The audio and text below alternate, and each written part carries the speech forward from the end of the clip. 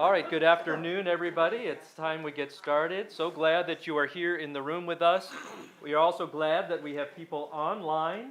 And I encourage when you're speaking, not only these two are mic'd for the videotape, but those online, just giving it a thumbs up if you can hear me okay. I'm seeing. Thank you very much, Linda. All right, super. Okay, so we have a number of people online. We're very excited, of course, that you're all with us as well. This is our fourth session, fourth time together with Albert, and his leading us in looking at the religions of around the world, but we're focusing this spring on Asia, and especially those religions which come out of the subcontinent, we say, in India. That's where we've started. So today we're focusing on Jainism. Albert's probably going to say some of those things already. So let me do our Fran Park Center for Faith and Life information. This is Fran Park Center is our educational wing of Pinnacle Presbyterian Church here at Scottsdale, Arizona. Those in the room already know all this information, but that's for our folks online as well. These sessions are each being videotaped, and so if you miss a week, we have, Kelly, where do they find these eventually? The email that went out yesterday. Okay, so the links to previous ones are in the emails that we send out. If you don't get the email, I would say let us know somehow. So we're grateful for that. Then also some things coming up for the Fran Park Center for Faith and Life. We have a Faith and Science series as well. And coming up next in a couple of weeks is a discussion about Isaac Newton, the physicist, and his understanding of God. I mean, in the sense of, most folks don't know, they think of all the works he did in physics, but he had a lot to say. He had his own very private devotion to God, and so we're calling that one Isaac Newton's Strange God. So just to entice you to come and listen to that. That's on a Thursday night. Okay. It'll be available both live, in person in our rehearsal hall for the choir, but also online at the same time, and that's videotaped and it comes out later. So we encourage you to go to the Fran Park Center for Faith and Life and look at our Faith and Science events that are coming up. For this time period, we're doing this every other Wednesday here with Albert Solosa, kind of being our host and guide through this class. But the other Wednesdays, I'm leading a class on the Hebrew prophets. We've already covered Jeremiah and Isaiah. Next week is Ezekiel. And I think it's the same Zoom link would get you into this class. Next Wednesday at 12 o'clock, we do have classes on the Hebrew prophets, as many as we can get in the spring. We'll get through them all, but Ezekiel will be our next one. Anything else, Kelly, I'm thinking of? Okay. So, Mike, you're doing all the major and the minor prophets for this spring? Yes, Wow, that's quite a task. Yeah, it is. It really is, yeah. Wow. So we're having fun with that. We welcome Albert Solosa for those who have not been with us, but Albert taught at Phoenix College for more than 30 years. Yes. Yes, in both comparative world religions, and political science. Political science. But I'm going to hand things over to Albert, and he'll introduce our guest as well today. Good afternoon, everybody. It's such a great pleasure to be with you. I think it is so wonderful to hear about all these educational opportunities. One of the things that I'm trying to do is to learn something new every day. And I think that it gets our neurons going and so forth. And I think it keeps us really, really young and so forth. So I always label myself as a lifelong learner. If I found something new in a particular day, then I would be just so happy and grateful. So for today, this is the golden rule, or the rule from Jainism. And I would like for you to meditate on this, kind of think about it. A man should wander about treating all creatures as he himself would be treated. What do you think about that? What is your observation? I can see his brain going, yeah. What is unique about this, do you think? Any response? Please. It seems a bit like the golden rule, love your neighbor as yourself. Okay, yeah, sounds like the golden rule. Anything else? Any other observation? It's very extreme. Why did you use the word extreme? Because it encompasses so much more than just what you would normally think of as, I'm not sure exactly. how to Okay, explain it. so she said it's extreme, and it encompasses more than what you regularly would think. Any other perception? In the back. I think it's absolutely pure. It's a pure way. Wow, it's pure. Wow, okay. One more. Yes, I please. think it's a mix, because Yes. the way I want to be treated may be different than what somebody else actually does. Okay. But I think its intention is to be respectful, kind, honoring, listening, Okay. acknowledging, that sort of thing. Oh, I love all those verbs. Yes. Also, we human beings think of ourselves above all other animals. Ah, she said we human beings think we're above all animals. But what is your opinion? Are we above all other I would beings? guess we should not be, but we are. We Do have Ah. been in What is in Yeah. existence now? Okay, what we shouldn't be. You know, there's a word there. The word there is we have an anthropocentric view, which is a highfalutin word which simply means it's human-centered view. Any other thought? Yes. I just think of that series on PBS, All Yeah. Creatures Great and Small. Yes. It just makes you think of creatures as you're walking, talking, flowers, everything. Oh wow! So the Jain version, or the Jain interpretation, is all encompassing, and it uses the word creatures. So it doesn't just mean the person next door or my friend, but it's really very all encompassing. And so one of the central teachings of Jainism, and hopefully this will be for all of us, for me as well, would be clarified, is focus on the word ahimsa. If there is a word which is preceded by the word or a, it means no. And so which means that a theist is someone who believes in God, and so atheist is someone who does not. And so then apolitical is someone who is not political. And so the central teaching of Jainism, ahimsa, or in a very minor way translated as nonviolence, they believe that the only way to save one's own soul is to protect all the other souls, and that is the heart of the ethics. So the ethic is in terms of how we are supposed to behave, is the central teaching. It is not a sense of belief, but it's a sense of how we do things. We have somebody from the Jain faith today, and he will clarify things in terms of whatever your questions are. But I would like to share with you some of the basics. So literally, ahimsa means to be without harm, to be utterly harmless, not only to oneself and then to others, but to all forms of life. I just got a new book. My wife would tell me, when did you ever meet a book that you didn't love? But then this book is talking about how we bring in harm, and then sometimes we are our own best enemies, and we do not realize that.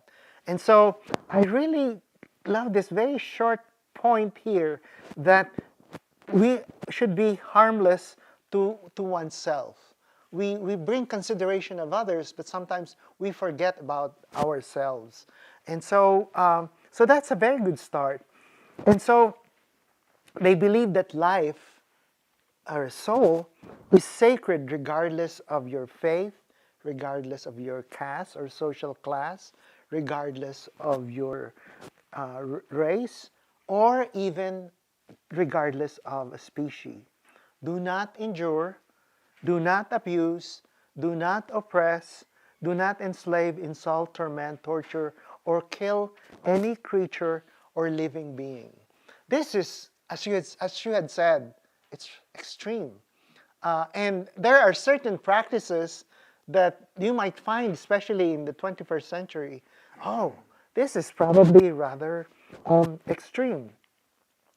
And the other element of this that we need to kind of reflect on very, very carefully is that a lot of the religions that we talk about, it's not just a matter of I believe in it, but it is a matter of a whole disposition or a way of life. For modern Jains, the concept also includes positive elements. So when we think of ethics, the ethics talks about what you ought to do and what ought you shouldn't do. Now, for example, let me go back to my favorite, the Torah, the 5 books of Moses. There are 613 commandments. You know, thou shalt and thou shalt not. And so in the Jain faith, there is also a positive element in terms of thou shalt. And so this is working for justice, working for peace, working for liberation, and working for freedom, which would not involve violence. And so refraining from violence to any living creature. Now, when we think of violence, sometimes we think, we hurt somebody physically, but it could also include mental and verbal violence. Violence can be committed in several ways, all of which should be avoided committing to yourself and to others, or assenting to somebody committing violence, or condoning or approving the use of violence. I finished reading a book just a few days ago. It talks about the idols of Christianity. And the author, a very distinguished sociologist, a social scientist, and a theologian, talk about 3 idols that Christians could have. And one of the idols is the idol of violence. We have idolatrized violence in sometimes unbeknownst or to justify things that we do. And so in the Jain faith, assenting or condoning to violence is to be avoided. And so there are certain things that are rather controversial or in terms of what we would see. But at this point, we have to look at kind of how do you implement this. So ahimsa touches every realm of life. And so Jains are vegetarian. They don't use cloth whose production hurts animals or humans take care to preserve life. This is an OMG moment. I remember before I was going to visit the Jain Center many years ago, I guess one of the don'ts Mahendra is my leather belt. Okay, that's my leather belt. Okay, now it's only when I ask myself, and we will explain why is it this way. For example, they are not allowed to do jobs that cause harm. So it's beyond your personal action. It also goes to your job. Next week we'll talk about Buddhism, and Buddhism has something similar. Something that involves furnaces or fires, those in which trees are cut, those involving fermentation, in trading meat products, honey or eggs, silk, leather, pesticides, selling weapons, digging, circus work, oh my gosh, Barnum and Bailey, and zoo work. Okay, so now we're kind of fleshing all this out. So ahimsa is positive as well. It's not just don't, but it's also to figure out that it's good to forgive. Wow. That it's good to promote tolerance and to be compassionate, to give to charity, to work for peace, to protect the environment, work for kindness to animals, and do one's daily work in a just and honest way. So it's very all-encompassing. Now, in Jainism, we will get to the metaphysical aspect or the aspects of this, but let's just get into the kind of the more mundane elements of this. Jains have monks and nuns. They have this, and the monks and nuns follow the doctrine of ahimsa in every part of their life with greater strictness. Monks walk in the street and sweep the ground in utmost care so as to avoid accidentally crushing or crawling on insects. One of the things that I observed meeting Jains in the Parliament of World Religions and in various places,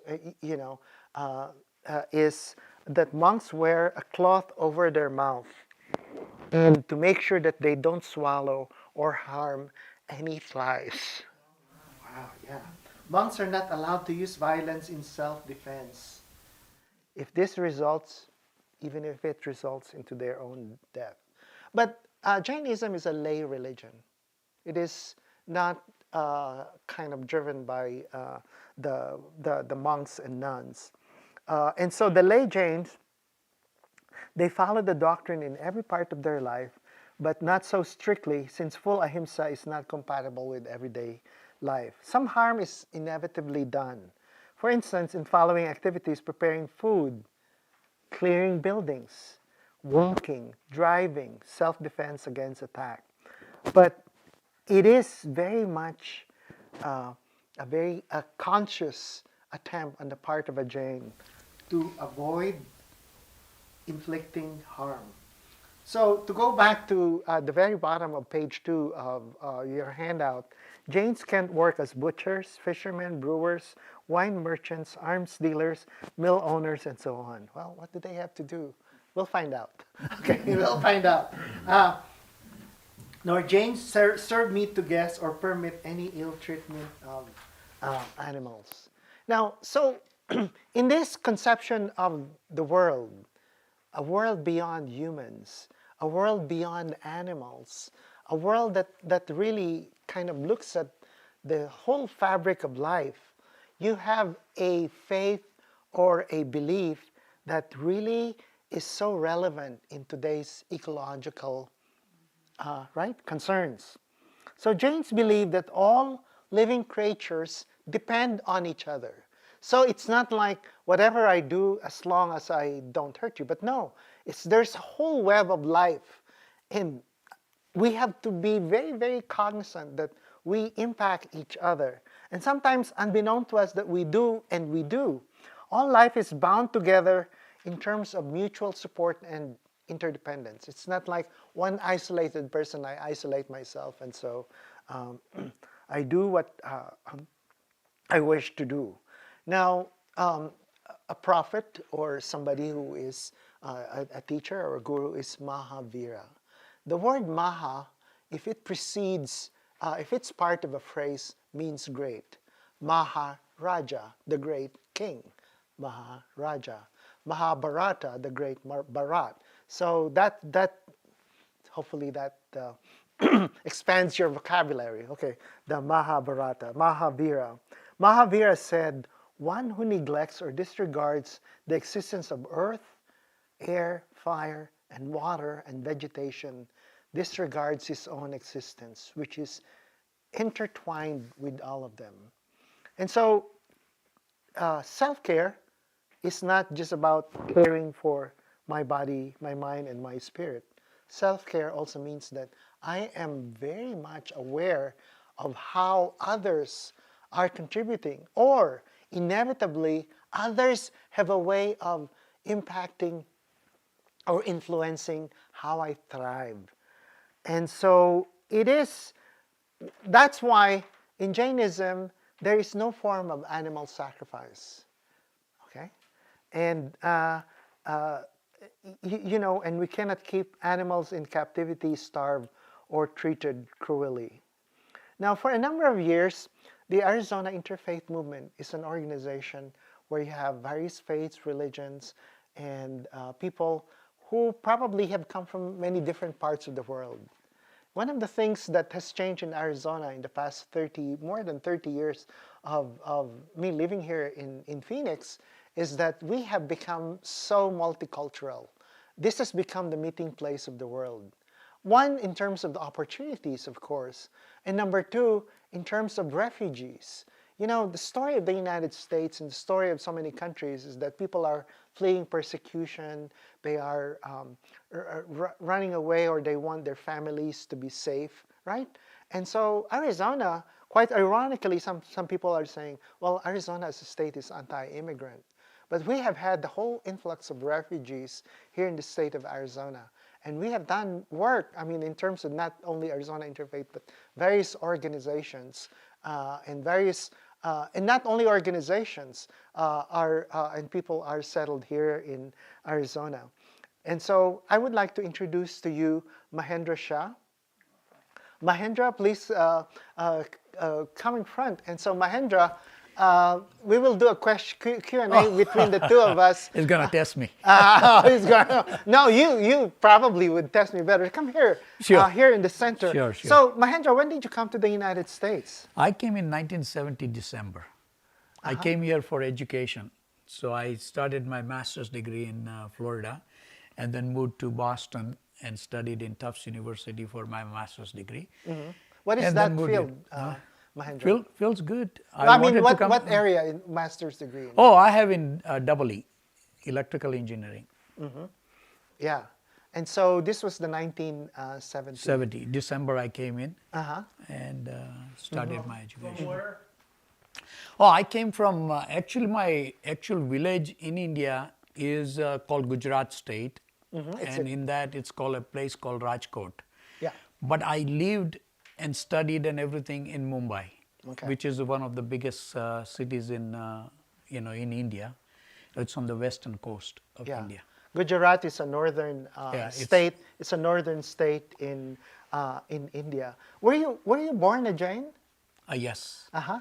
So, I have 19th generation Oh. family tree in my house, which is all of them are Jain. 19th generation. So you're able to trace all your Yes. great-great-grandfathers. and so is my grandkids. Yes. Uh-huh. Yes. Yeah. So what is during the first years of you're here in the United States? What does it feel like to be someone born Jain and see what's going on? What were your first observations? I'm Well, quite curious about that. Good and bad.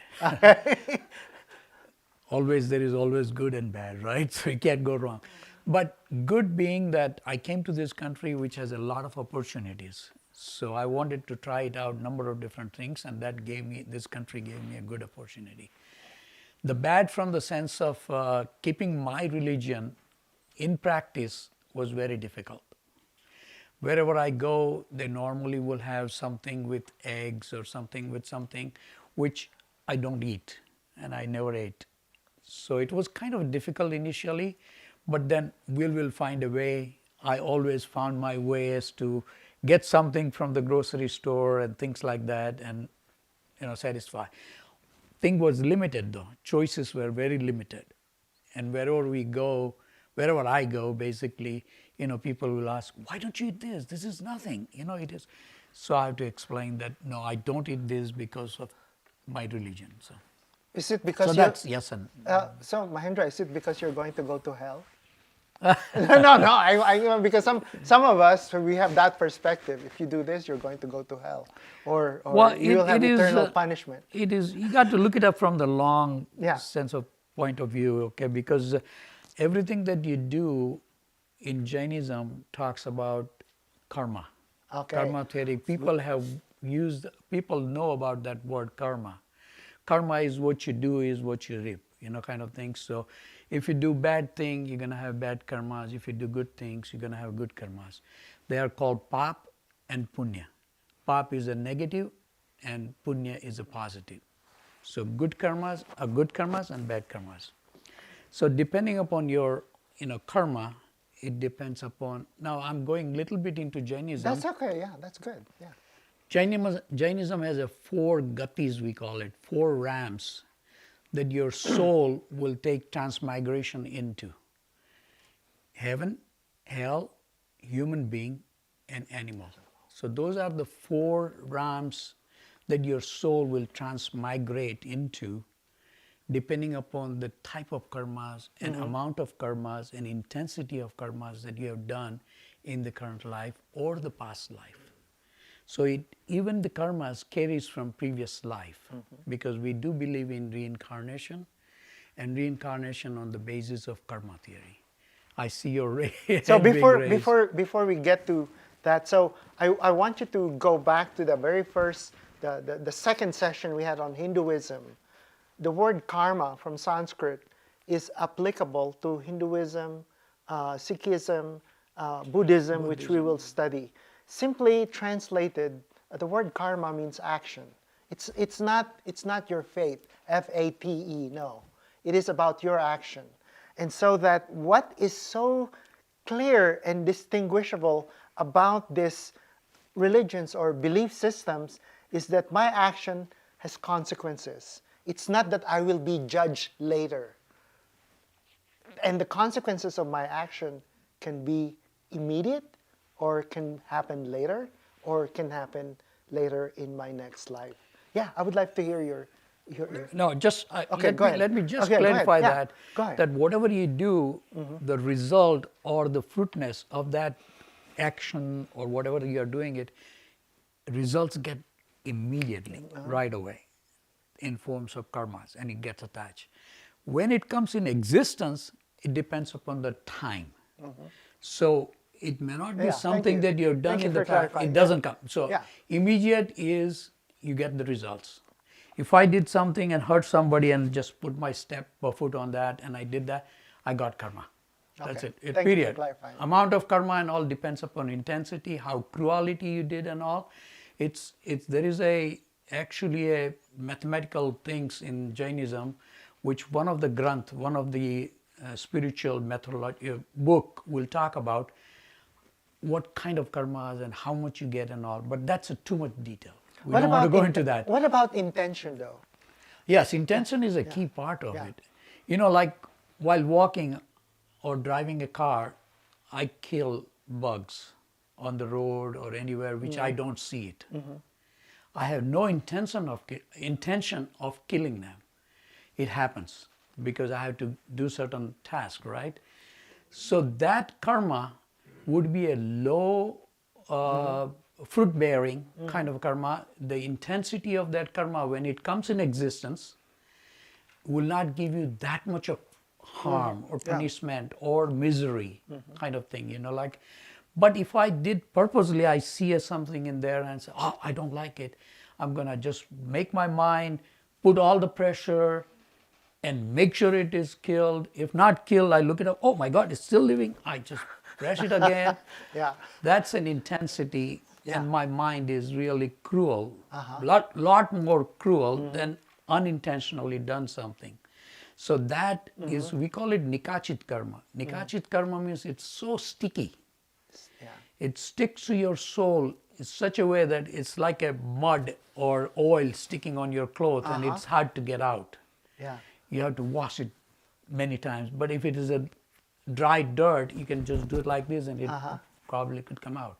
So intentionally done karma with lot of intention of making sure and all those things are called nikachit karma, which is like a sticky karma.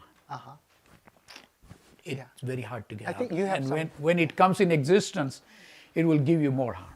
Okay. Yeah. Sorry, to remind, when somebody asks a question, repeat it for Oh, yes. recording purpose, and maybe online they don't hear. Okay, I will. Okay, please. I will I'm repeat. just wondering if you can balance out the good karma and the bad. Okay, so the question here is, am I able to balance out the good karma and the bad karma? Yes, you can. It's like a bucket of water. You're putting a dirty water and good water and dirty water. So dirtiness or the cleanliness of the water will depend upon the amount of water, good or bad, you've done, right? So same way, the good karmas stick to your soul, bad karmas stick to your soul. Depending upon quantity of good karma, your soul probably will take a better life in the next reincarnation. Either you could be a heavenly soul or you could be a human being. Those two are quantity of good karmas. The other two, which is a hellish soul or the animal, is more bad karmas. Okay. So those two are good and those two are kind of bad. I- Does that make sense? Okay, here. I was going to ask you, how would you determine bad karma from good karma? Okay, the question here is, how do you determine good karma? Who does it? But You individually know it most of the time when you're doing it. And if you don't know it, it's probably you're going to get the result. But most of the time, your intensity, your mental thoughts, your actions, and all determine that. There is no such thing as in Jainism. Again, I'm gonna tell you something which you probably would have to get out of the box kind of a theory. Yeah. In Jainism, it doesn't say that God is gonna determine something. God is not there to run your life. So you may ask me, why do I go to the temple and pray in front of God that, hey, God, Jains will never go to God and ask that, God, please make sure that, I succeed in this test, or I don't do this, or I get big businessman, or make more money, and I have a big car, big house. You don't ask that to the God. God has nothing to give. You and I both are capable of becoming a God. This is a Jainism, again, Jainism principle. So it's kind of a little out of the box. So you are the one, it was kind of a little hard to grasp that, because if you have a concept of, somebody else is doing that, that concept is not there in Jainism. Before we get to that detail, I would like to share with you, going back to our first meeting, to remind you, there is a term in religious studies called to be non-theistic. And so some religions are theistic, Christianity, Judaism, Islam. And the next religion we will study, and Jainism, I didn't want to start with this because this might be complex, are sometimes called non-theistic religions. And so this is not one puppet mover in the sky. Right. And just Buddhism, similarly, if we have to kind of get out of the box, as you said, Yes. Mahendra, next meeting we have to think mostly along those lines. Right, So right. how do you explain that to us? Say, for example, by the way, the Jain temple is beautiful. We are so lucky here in Phoenix that we have a Jain temple. Tell them about this, and then we'll connect this to the non-theistic. Let me. Yeah, I'll yeah. get back to your question. Yeah, sure. But before that, just to give you an overview of Jainism, Jainism started in India. It started during the same time as Buddhism. So Buddhism and Jainism are probably go hand in hand. they're Okay, twins, it's yeah. pretty much pretty much twin. Only thing is Buddhism, Gautam Buddha and all, has to allow people to go outside of India. So you would see it in Nepal, in other parts of the surrounding India. But Jainism, the monks and the teachers, or whatever you call it, pandits, they were not allowed to travel outside of India. They can travel only, they cannot use plane, or they cannot use any vehicle and all. They have to walk and go there. So that limited them to stay within certain areas of India. So Jainism pretty much stayed in India. But people like me and people like others who have come before me have started, because of the opportunity worldwide, we started traveling. So now the Jainism is sort of going into different parts of the world. Total Jain population in United States would be hardly about 100 to 150,000 people. But we do have in major centers of the USA, Chicago, New York, San Francisco, Los Angeles, we do have Jain temples, but very few Jain temples, not like as many churches, because there are not that many Jains. Total Jain population in the world is approximately about 5 to 6 million people. So it's not, if you count about billions of people, it's a very small portion of Jainism. And Jains are mostly in India, outside very few. So now your question was, basically you want to know. Say it again. So there is no God as such running Yes. things. And so who's running things? Someone will say that. Where is God in your Pardon me? The question is, where is God in your thinking? God, or where is God, or how does that factor? Okay, so the question is, where is God and who is running Is that things? part of your faith? Is God part of your faith? Is God part of your faith? That's a question. Yes. And that's the reason why we have temples. The God is there, but the God is not there to do something or help you something.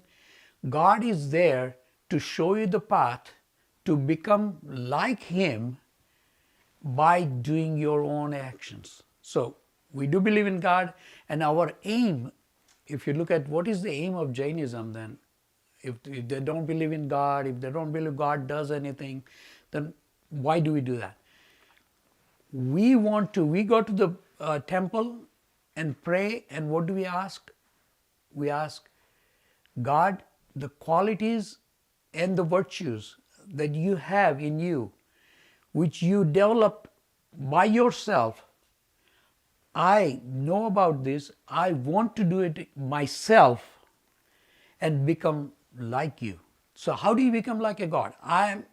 Every one of us who has a soul is capable, or we call it Atma, is the same as a soul. Okay.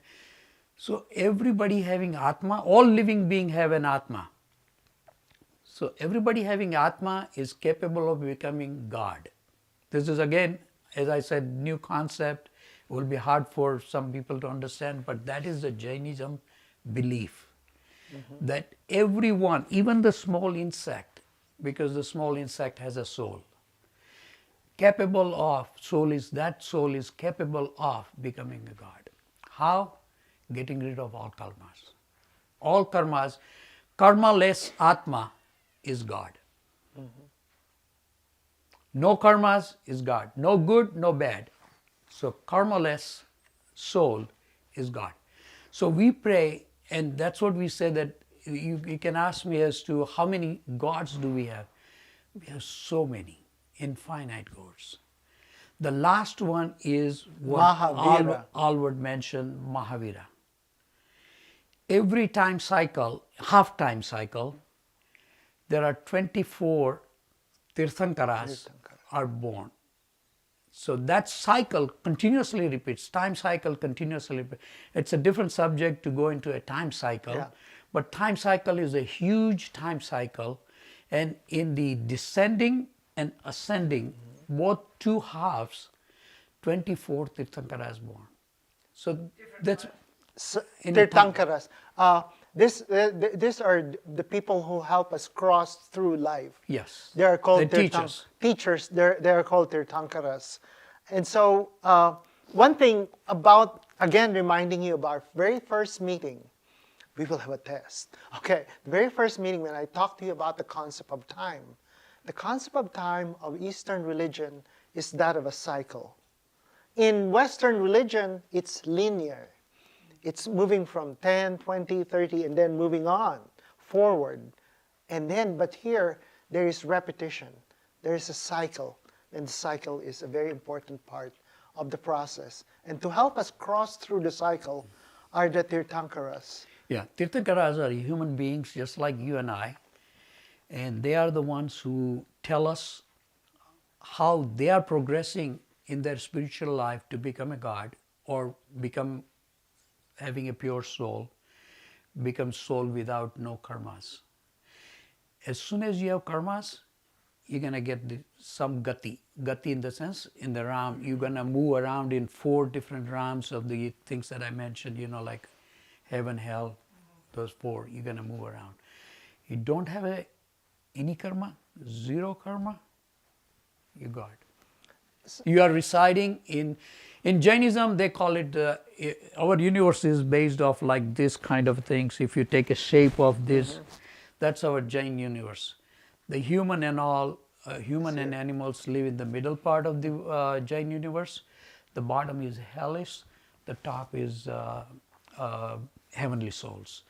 And the very top portion, which is our head, top of the head, is called Siddhasila. Siddhasila is where all the pure souls reside. So, aim of Jainism or any Jain is to become a God, and to become a God is you don't have to have any. So how do you do that? You have to have an equanimity stage. Your mind and everything should be, you don't get too happy with something that is there. You don't get too sad when something is not going your way, kind of thing. So if you say equanimity, that means you are the knower, and you are not the doer of anything, but you are the knower of the things. This is kind of a little different concept, but if you think about it, basically it says that you don't have much of the things, control over certain things, but we still think that, oh, I did that and I did that and I'm great. And that's why it goes to something called kashai or passions. And I'll just touch those things a little bit. There are 4 kasais, major 4 kasais. We call it in Krodh, Man, Maya and Lobh. Krodh means anger, Man means pride, Maya means deceit, and Lobh means like your greediness. Those 4 things make us, if you look it up, everything in the thing that happening to us, we either have a pride of, why this guy said something to me? I am bigger than him, or I know more than him. That's your pride. You're going to have pride. And, sorry. In Jainism, normally you want to get rid of those 4 kasais. You don't have to have an anger. Anger, you get angry because of the fact that something that you dislike happened to you. Or somebody says something to you which you don't like, right, kind of things. So that one, something that you like and somebody says that, you get a pride. Oh my God, he recognized me. You know, he knows that. So it's kind of thing, those 4 things are called kasais. And if you get rid of those kasais and you live the life with equanimity, then you have good chances of getting rid of, shedding your karmas, they call it. And there are much more detail into that. But in principle, you want to get rid of your karmas So to become a god. So to answer your question, I know that I went roundabout, but it is you are the ones. Jainism always talks about you are the ones, nobody else is doing it. We may say it, oh, you did that. That's not, it was going to happen to you and it was going to at that period in time. So it teaches you glad acceptance. Accept the situations where whatever they are, it was going to happen to me. And that if you really dig into that, then it gives you calmness, coolness, and you pretty soon, you'll control your senses and minds. Does that make sense? I don't know.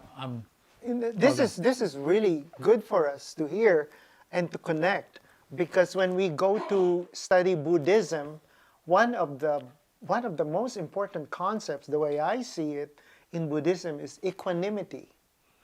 And I think I will share with Kelly the article, You'll Not Get Everything You Want. And this is one of the articles I clipped from the Buddhist magazine. And the whole disposition is very much just like the Jain. And it is us, autonomous human beings, who have the ideals and who aspire to do something.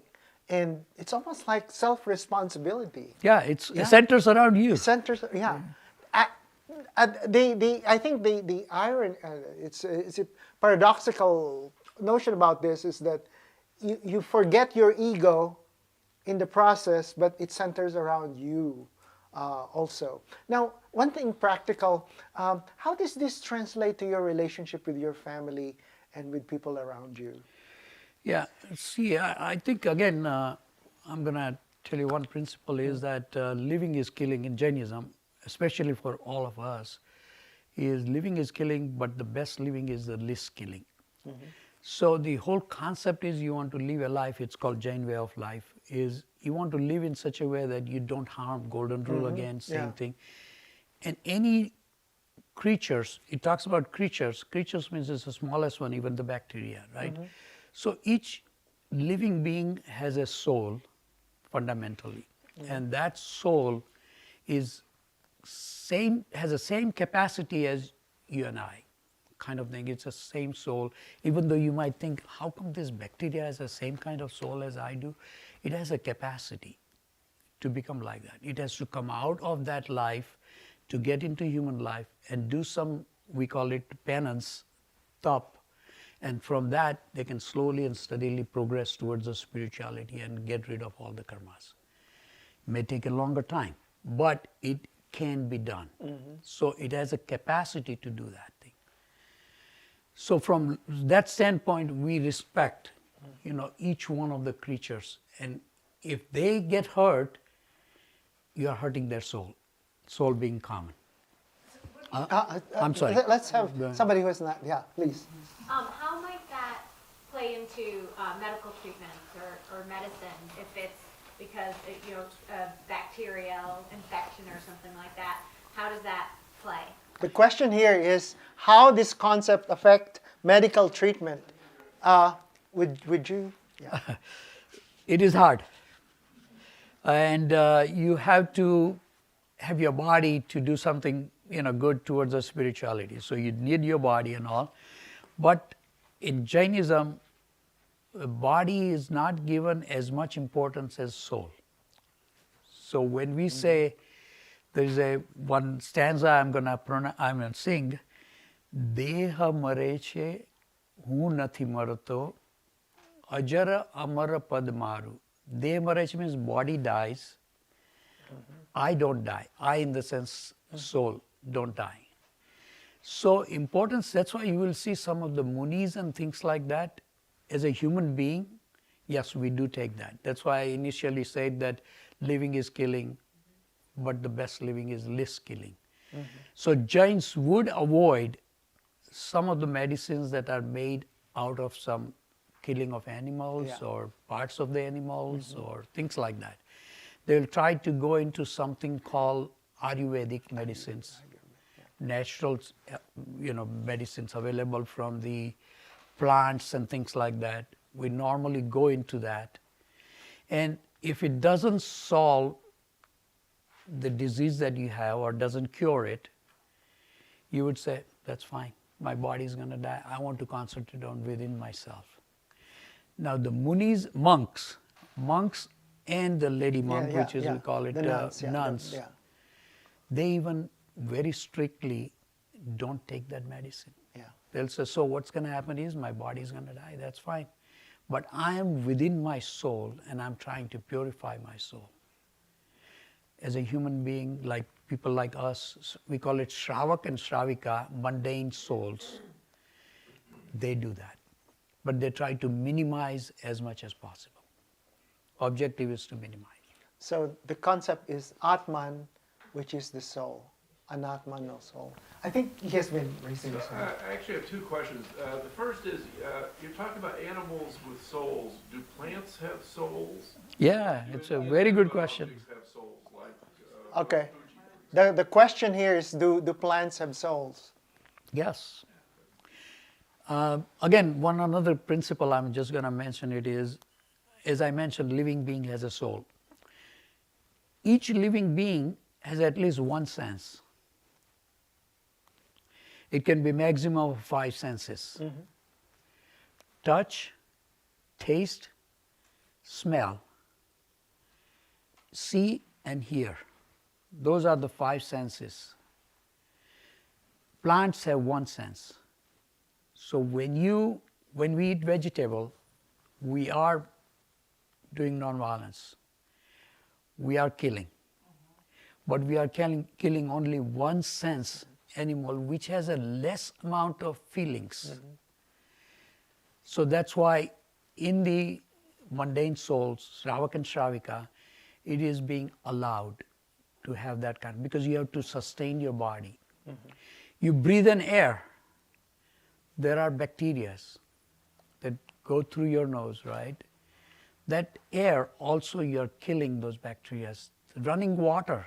So water, trees, air, all are living beings. All have one sense, living being, Jeev. We call it Jeev means living being. So to answer your question, yes. But as people like us who have to maintain body, and we do that. So living is killing, but the best living is less. We won't waste too much of water. We would not go into and burn the fire. He mentioned that. I was reading through that. So I would not go out and unnecessarily burn something. I would not do that. I would not give, while doing the brush, I would not have my water tap on all the time, because I know that I'm wasting those, living beings. Wow, this is really... So that's a general way of, kind of life. Yes. Okay. Atheist. Yeah. Yeah. Yeah. Atheistic. But yet there is this are you like in a state of becoming? If you'd ever get to the state of God. Yeah, it's a kind state of becoming. physical, you know, that's kind of. But it's a way of weeding out karma or balancing. Basically, we have never visualized, you and I both have never visualized what a beautiful place that Siddhasila is. Nobody has visualized. It is a question of like experience normally. It's very hard to put the experience into the words. Yeah. You cannot explain, very clearly because it's experience. When you experience that, and this is what our religious book indicate, is that when you experience that, it's everlasting happiness. You in the sense I'm talking about soul. Soul is complete by itself. It doesn't need anybody else around it. But that kind of concept, it's very hard for us to visualize it. But once you experience that, you are always in a constant state of happiness. There is no misery. I think there's a question from online. Online, a couple of questions from online. Does Jainism or Jainism have sacred books that you read? Sacred books. Yes. Jainism. Question. Tattvartha Sutra. Tattvartha Sutra talks about a whole. There are 4 different types of books. We have it. Okay, Tattvartha Sutra is one of them books, but those categories of books are. One is called story kind of things. Those books are called, people like us to read that, and what to get out of this is vairagya. Vairagya means to give away, give something that is not to your liking and things like that. You want to control your senses and all, and how to control the senses. That's one kind of a group of books. We have many books, that's why I'm saying they fall under 4 categories. The second thing talks about the karma theory. Karma theory is into detail as to what would happen as to if you did this and how you did it and all kind of thing. Third thing talks about is called Dravya, Dravyana Yoga. There are 4 yogas. So Dravyana Yoga talks about the principles. Again, I'm going a little bit deep into that. The whole, as per Jainism, the whole universe, Jain universe, is made up of only 6 substances. It's only 6 substances. And I'm not going to go into too much detail. One of the substances is a living being. So that is talked about in Dravyana Yoga. Dravyana Yoga book will talk about nothing but soul and how to improve your soul, what are the properties of the soul, and how to get rid of the karmas and how to improve your soul to get to the moksha, kind of thing. So those are multiple books are there, but those who want to refer to anybody, it's called Tattvanusar, or it is called, the book which is general in Jainism. I will send that for. Yes, do you have another question there, Mike? But lots of thank yous so far online. Lots of people saying thank you for this conversation. Others talking about how what we're hearing relates both to Buddhism and to Hinduism. Yes. Ahimsa is found in multiple Eastern religions. Oh, yes. Yeah, so Ahimsa. people are making lots of comments. We have comments from Anita Ranaswamy as well, and so we. Oh, so Anita is also online. Anita came in, but this is from Mika Modo Sanchez. Okay. Yeah, Mika is saying, in Mahayana Buddhism, the practitioners believe that all sentient beings possess Buddha nature with the capacity to become an enlightened or awakened being, to achieve both birthlessness and deathlessness. But achieving that depends on both the past and present karmas. Does Jainism agree with this concept? Yeah, they call it nirvana. Yeah, nirvana in Buddhism. In Buddhism, they call it nirvana. It's moksha in Hinduism. Yes. No, even in Jainism also, is moksha. It's a moksha. Yeah. Also. So we have the last question from here. Do you want to ask? Oh, anybody had? Yeah. Okay. I don't remember what it is now. Oh, okay. So yes, I was please. going to ask, does the soul reincarnate when the body dies? Does it Yes. come back in another form? Yes. Out of those 4 that I mentioned, it goes into, depending upon your karma, positive, Yeah. negative. You did 2 good things during this life, And in the past also you have done two good things. The combination, like water I was giving example of, it's a cleaner water, and that gives you into one of the two gatis. One is heavenly soul, and the other one is humanly souls. Those are two positive. Did I get it correct, Mike? There are 16 or 19 people? At least 19 people. 19 but, people. Some represent 2 people. Represent who are there online. I really am thankful, Mahendra. And you took the time. It's always been very, very kind of heartwarming to me and quite a learning experience. Talking to Jains like Piyush way back in the past, he's also an engineer. What is there about engineering and then the Jains? Do you think that there's a connection? No? Yeah. So you were going to Not talk that about I found out anyway. You were going. One more question, Albert. So, sure. as far as, because there's such similarities between Buddhism and Jainism and maybe some others, why do Jains exist? I mean, saying, well, why don't you just become Buddhists? Well, That is a bigger question, but yeah. Oh, I can explain. Oh, yeah, small. please what do. makes you distinctive and so different from the others?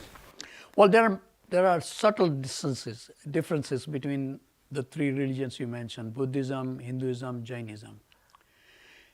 In Hinduism, it is said that there is a creator, there's a destroyer, and there's a preserver. In Jainism, there's no fundamentally those differences. Second thing, in Hinduism, it will say that your soul gets mixed with, they call it Paramatma. So your soul gets with all Brahma, one Brahma, one soul, which is God. Jainism doesn't believe that way. Jainism says that your soul is an individual soul. It will remain individual even if you go to mocks. So there are individual souls. It's not like a one body of soul. Okay, so one Paramatma. In Buddhism, they talk about normally eating certain things like fish and other things. They are considered to be okay. In Jainism, it's not okay. Not okay. It is a living being, and any living being, we do get karma. So, yeah. And in Buddhism also, there are certain differences, like, again, this is going back into a little detail as to Buddhism, monks can travel, fly, and all those things. In Jainism, monks are not allowed to travel by plane or by boat or something like that. They just normally walk, and they walk barefoot. And we will try There are this two next meeting. In Buddhism, there is no self. Anyway, that was one of my final exams in a Buddhism class. One thing, if you may allow me, there is a Jain temple at 23rd Avenue and south of Southern. We built it in 2008. We are approximately about 150 to 160 family, Jain family, in metropolitan Phoenix area. Sunday, we always have a gathering and prayers and things like that. So I welcome each and every one of you to visit us anytime you come in. The flyer is there. Address is on the flyer.